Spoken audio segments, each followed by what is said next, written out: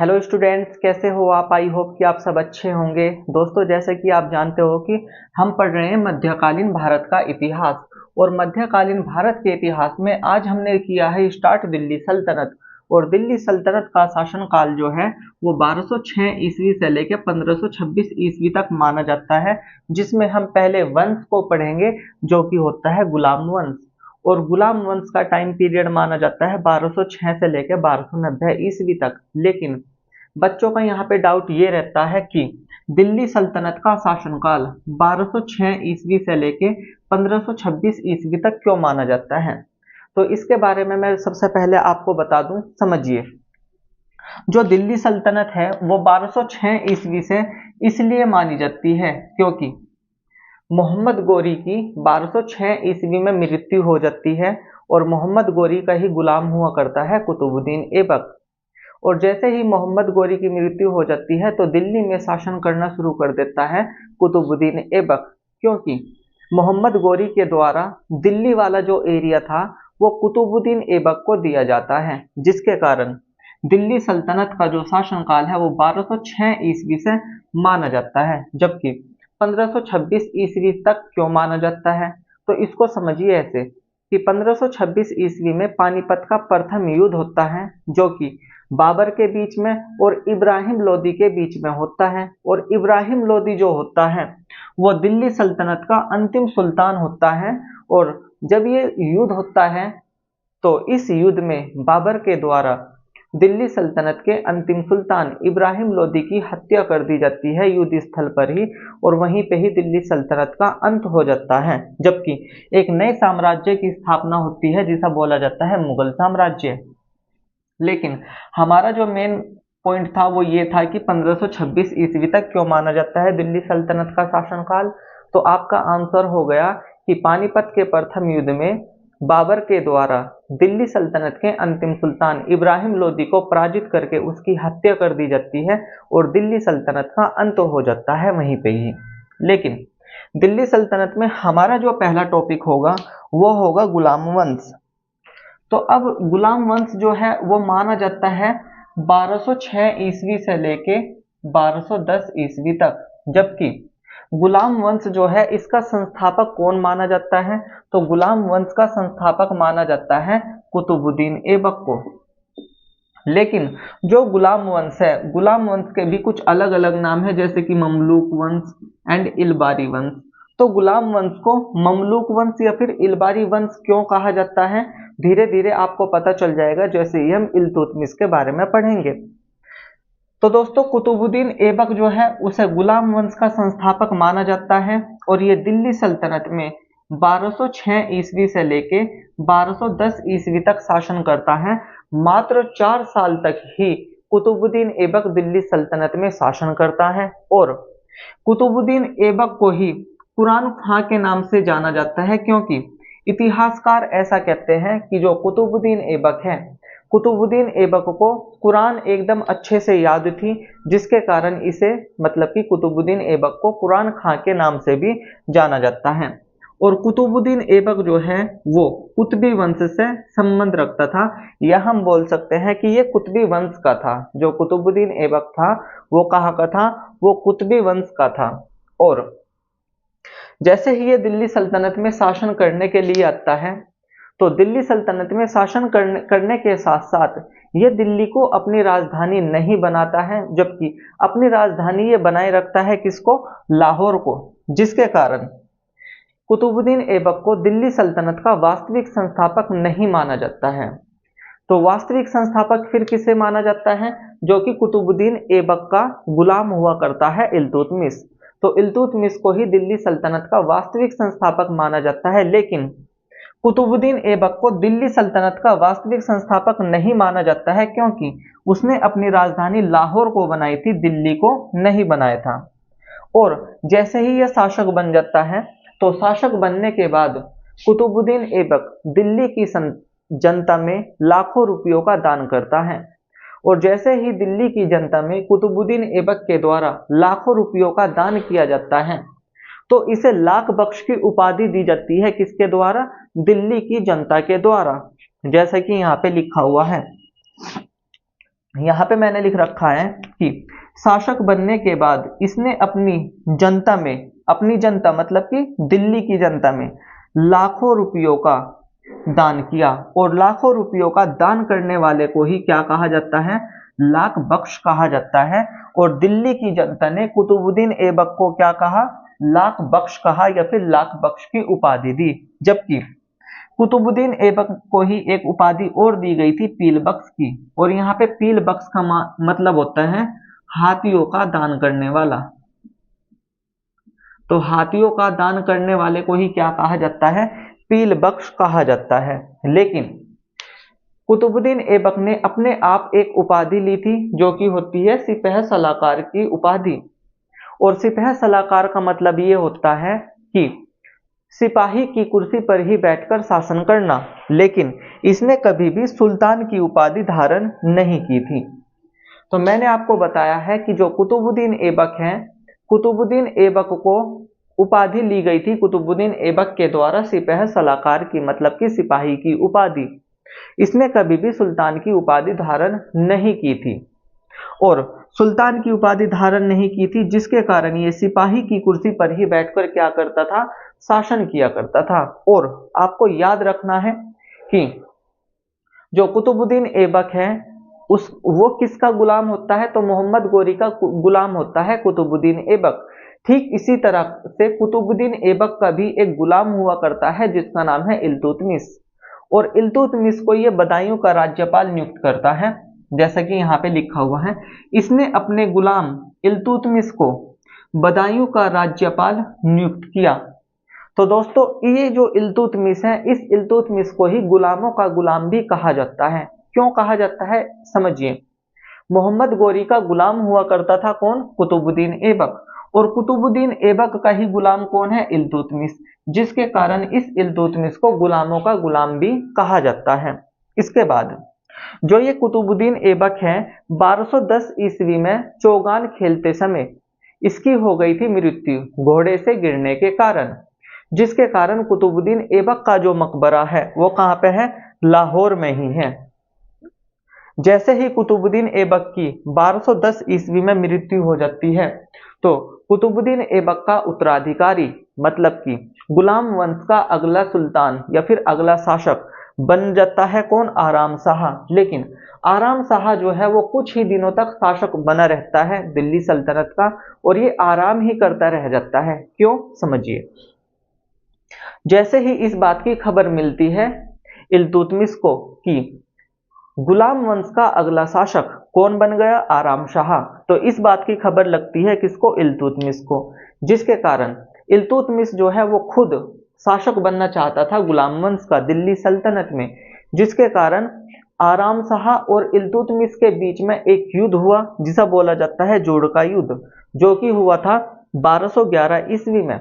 तो 1211 ईस्वी में जोड़ का युद्ध होता है जो कि आराम शाह और इल्तुतमिश के बीच में होता है, और इस जोड़ के युद्ध में जो इल्तुतमिश है वो तो जीत जाता है, लेकिन आराम शाह क्या हो जाता है, यहाँ पे पराजित हो जाता है, जिसके कारण दिल्ली सल्तनत में गुलाम वंश का अगला शासक बन जाता है कौन, इल्तुतमिश। और इल्तुतमिश के बाद इसकी पुत्री रजिया बन जाती है सुल्तान। लेकिन आज का जो हमारा टॉपिक है वो है दिल्ली सल्तनत में गुलाम वंश का टॉपिक पढ़ रहे थे, और इसमें हमें पढ़ना है कुतुबुद्दीन ऐबक के बारे में।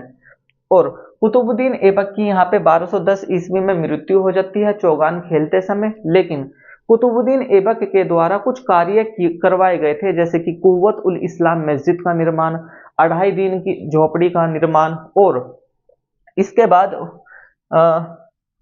इसके गुरु हुआ करते हैं जिसका नाम है कुतुबुद्दीन बख्तियार अल काकी, और कुतुबुद्दीन बख्तियार अल काकी के नाम पर ही इसने कुतुब मीनार का निर्माण करवाया। जबकि कुतुब मीनार का निर्माण कार्य जो है वो कुतुबुद्दीन ऐबक के द्वारा ही करवाया गया, लेकिन कंप्लीट वो हुई जाके इल्तुतमिश के शासनकाल में 1229 ईस्वी में। और उसके शासनकाल में ही मतलब कि कहने का यह है कि जो कुतुब मीनार है उसका पुनर्निर्माण या फिर मरम्मत भी करवाई थी, जैसे कि फिरोज शाह तुगलक एंड सिकंदर लोदी के द्वारा कुतुब मीनार की मरम्मत करवाई जाती है। तो मैं वही यहाँ पे अब पढ़ाने वाला हूँ, वही मैं बताने वाला हूँ। लेकिन उससे पहले आप इसको नोट कर लेना, और ये एग्जाम ओरिएंटेड सिलेबस है, ठीक है दोस्तों। चलिए आप इसको नोट कर लीजिए। अगर आप एक बार रिवीजन करना चाहते हो तो मैं इसका एक बार रिवीजन करवा दूंगा आपको, ठीक है, अभी करवा दूंगा वो लिखवाने के बाद। इससे पहले आप इसको नोट कर लीजिए, या फिर स्क्रीनशॉट ले लीजिए, मैं साइड में हो रहा हूं। तो चलिए दोस्तों, मैं इसके बारे में बता देता हूं और यहां पे बता देता हूं। मैं इधर का रफ कर देता हूं, या फिर मैं ये वाला रफ कर देता हूं यहां से।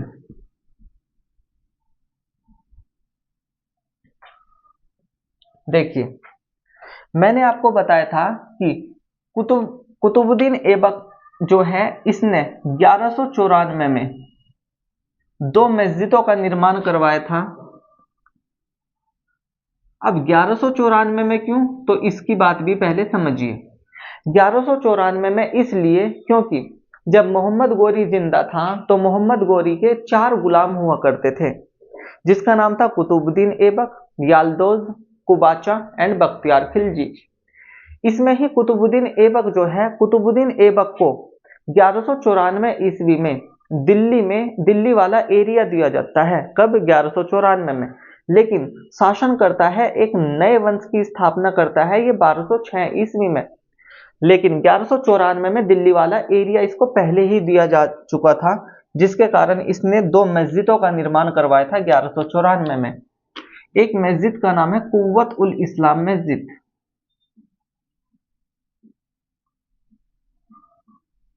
कुव्वत उल इस्लाम, कुव्वत उल इस्लाम मस्जिद।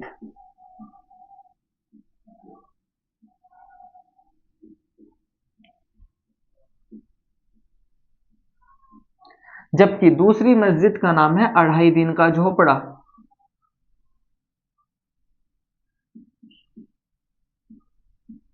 अब ये 2.5 दिन का झोपड़ा जो है,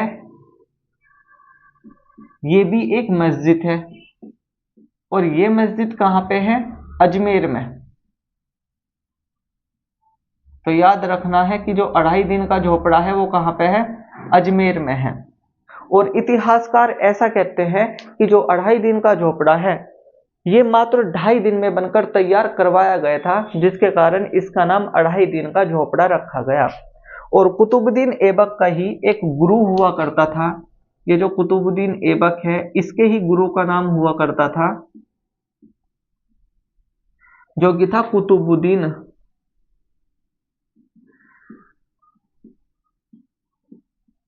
बख्तियार।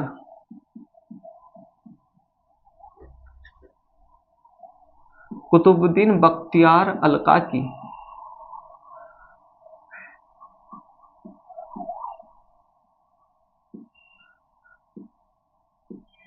और कुतुबुद्दीन बख्तियार अलकाकी के नाम पर ही कुतुबुद्दीन ऐबक के द्वारा कुतुब मीनार का निर्माण करवाया गया 1199 ईस्वी में। तो मैं यहां वाला ये रफ कर देता हूं और यहां पे लिख देता हूं फिर।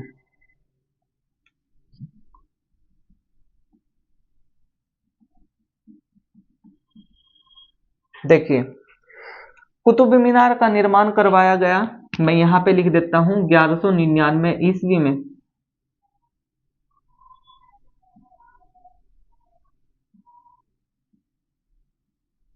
लेकिन ये जो कुतुब मीनार है, इसका निर्माण कार्य तो शुरू करवा दिया गया था 1199 ईस्वी में, लेकिन कंप्लीट होती है जाके ये 1229 ईस्वी में।